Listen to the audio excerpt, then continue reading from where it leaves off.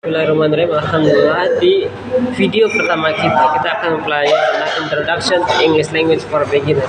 Kita akan berkenalan tentang bahasa Inggris, baik itu bagi mereka yang memulainya atau mereka yang sudah paham atau mereka yang ingin mengulang kembali. Karena bahasa Inggris ini sebelum mempelajari kita harus mengenalkan asal-usul dalamnya. Oke? Ya, apa sih yang akan kita pelajari? Yang akan kita pelajari adalah ada beberapa agenda. Yang pertama, kita akan belajar tentang pendahuluan. Mengapa belajar bahasa Inggris? Kenapa sih kita harus belajar bahasa Inggris?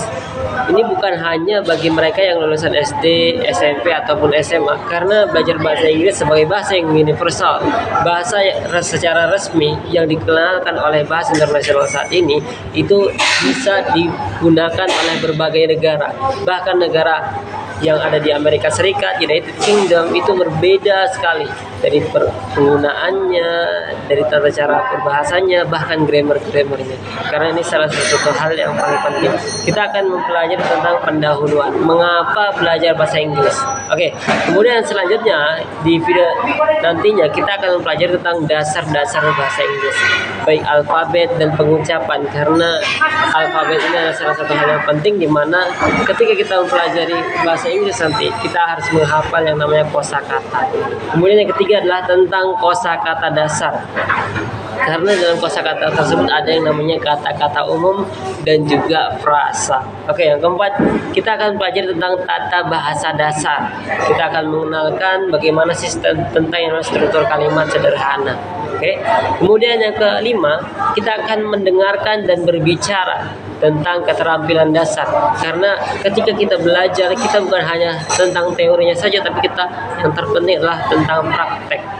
Oke. Kemudian keenam adalah membaca dan menulis. Nah, ini salah satu hal yang penting, entah itu dalam readingnya, kemudian ada dalam writingnya, membacanya dan juga menulisnya. Oke. Itu ada salah satu tempat yang namanya keterampilan dasar. Kemudian yang ketujuh, praktik percakapan, yaitu tentang yang namanya situasi sehari-hari. Karena untuk memahamkan, mengajarkan, mempelajari, kita juga harus mengetahui tentang aspek-aspek di dalamnya. Kemudian kita harus mengetahui tentang sumber belajarnya, entah itu dari buku, kemudian dari aplikasi, ataupun juga kita bisa mempelajari lewat website.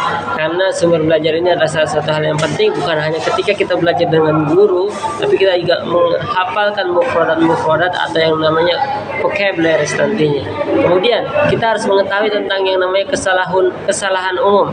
Apa sih yang harus kita hindari? Apakah kita harus menghindari sesuatu hal tersebut agar tidak terjadi? Karena berbagai pengalaman yang ada, entah itu kita berbicara dengan orang luar negeri, United Kingdom, orang Inggris, orang Amerika Serikat, bukan bagaimana banyak kita menghafal kosakata, karena itu termasuk dalam kamus besar kita, akan tapi bagaimana caranya agar orang itu bisa paham terhadap apa yang kita ucapkan nantinya. Kemudian ada yang namanya motivasi dan kebiasaan belajar. Nah, kenapa sih kita harus belajar bahasa Inggris? Apa sih motivasi kita? Apakah kita ingin bekerja di luar negeri, ataukah kita ingin bekerja di Indonesia saja? Nah, kita harus memiliki motivasi, karena agar bisa memahamkan orang-orang luar negeri, kita harus tahu tentang seluk-beluknya, bagaimana caranya ketika kita memiliki motivasi yang ada. Kemudian ada yang namanya ujian dan penilaian. Nah, ini termasuk hal yang penting agar kita bisa mengukur kemajuan kita.